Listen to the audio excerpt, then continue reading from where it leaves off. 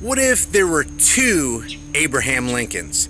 The Abe Lincoln you were taught about in your 15,000-hour public school government indoctrination system, or the Abraham Lincoln who seemed to go out of his way to go against the Constitution that he said he was for? If you guys enjoyed this video, subscribe to the channel, hit the bell notification icon, give it a thumbs up, and share it with everybody you know.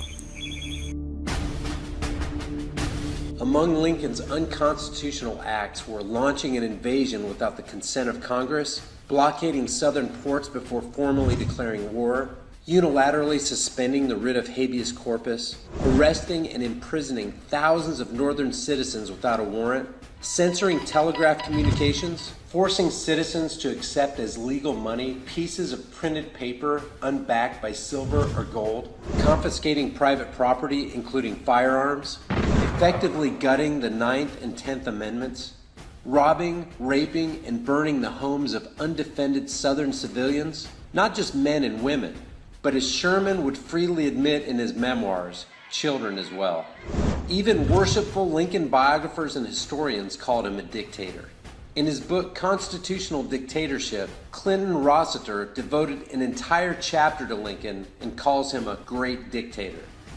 Quote, Lincoln's amazing disregard for the Constitution was considered by nobody as legal. Abraham Lincoln, named the great emancipator and champion of the Constitution by government school textbooks, was more concerned with exercising federal control over sovereign states than he was in freeing the Negro from the shackles of slavery. He himself made this clear in no uncertain terms. On March 4th, 1861, Lincoln clarified his position on slavery in his first inaugural address on the east portico of the Capitol building. Quote, I have no purpose directly or indirectly to interfere with the institution of slavery in the states where it exists. I believe I have no lawful right to do so, and I have no inclination to do so.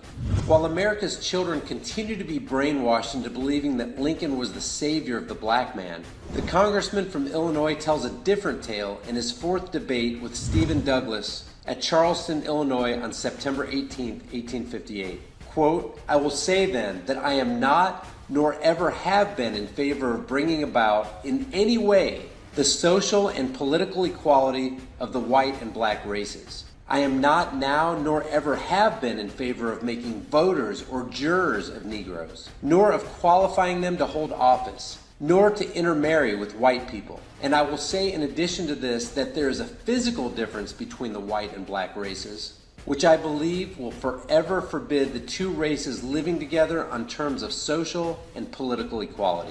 And inasmuch as they cannot so live, while they do remain together, there must be the position of superior and inferior. And I, as much as any other man, am in favor of having the superior position assigned to the white race. The long list of Lincoln's recorded remarks, which would readily and fervently be condemned as racist hate speech today, includes his views on the expansion of slavery. Lincoln wrote, quote, there is a natural disgust in the minds of nearly all white people to the idea of indiscriminate amalgamation, that is, mixture of the white and black races. A separation of the races is the only perfect preventative of amalgamation. But as an immediate separation is impossible, the next best thing is to keep them apart where they're not already together. If white and black people never get together in Kansas, they will never mix blood in Kansas.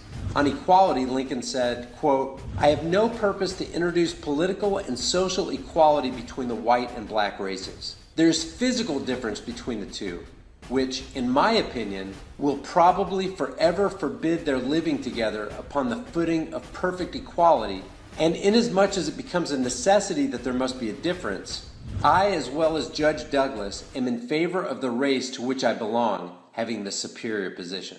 End quote. On interracial marriage, Lincoln said, our Republican system was meant for a homogeneous people. As long as blacks continue to live with the whites, they constitute a threat to the national life. Family life may also collapse, and the increase of mixed breed bastards may someday challenge the supremacy of the white man. End quote.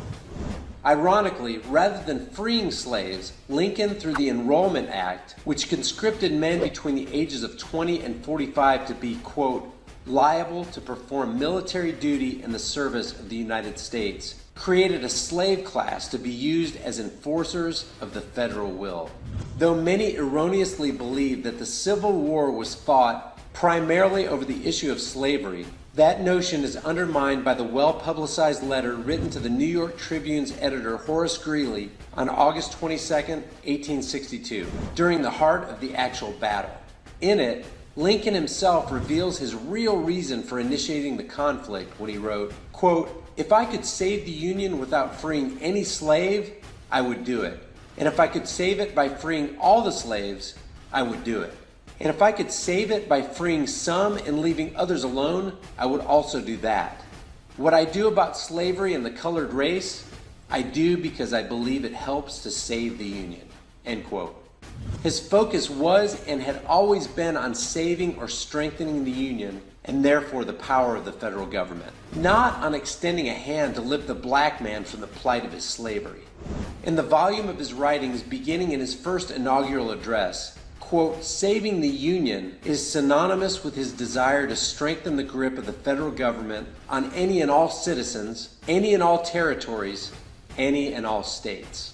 State secession, as addressed in his speeches, was not only undesirable, it was unacceptable. And if it came to one state's desire to separate from his Union, he would, as seen by his instigation of the War of Northern Aggression, set out to teach them a lesson with the strong arm of federal power. No state, he said, upon its own mere motion can lawfully get out of the Union.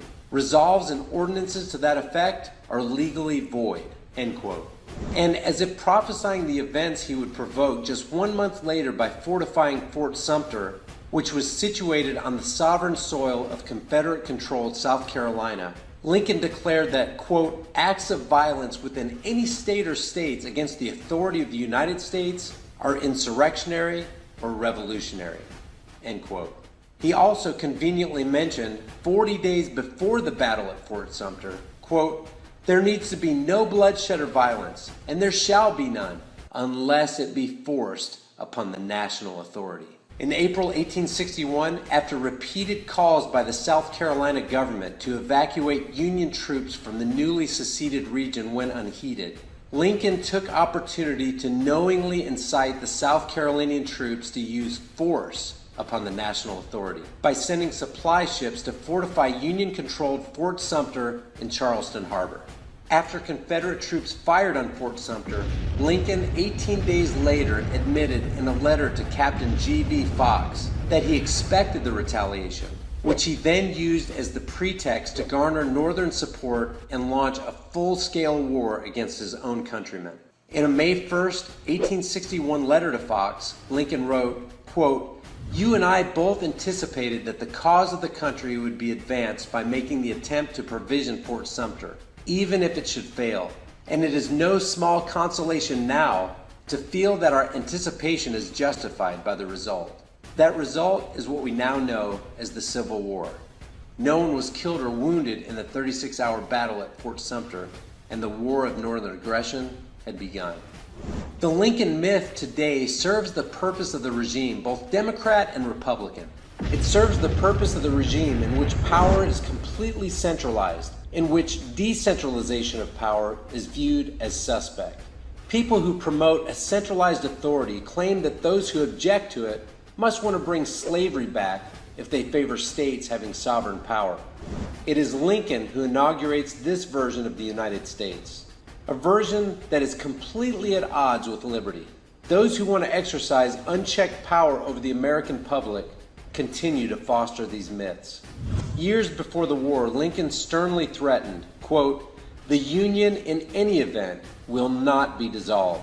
We don't want to dissolve it, and if you attempt it, we won't let you. With the purse and sword, the Army and Navy and Treasury in our hands and at our command, you could not do it," end quote. For Lincoln, contrary to popular history, government was a federal proposition that would be imposed with tyrannical fervor upon those who did not want it. And apparently, it mattered not how many souls had to die, to accomplish his objective. Guys, if you like what we're doing here on this censored channel and you want to support the effort, the Patreon, PayPal, and Bitcoin links are below. If you want to support the channel by grabbing a shirt or two, check out the new in-your-face designs like Black Rifles Matter, Escape from California, Taxation is Legalized Theft, and Sheepvolution. I'm adding new designs every week, and I do take design requests, so check back often. Thank you guys for subscribing, watching, sharing, and especially for all your kick-ass, thoughtful comments. I'll see you guys in the next heavily censored, demonetized video.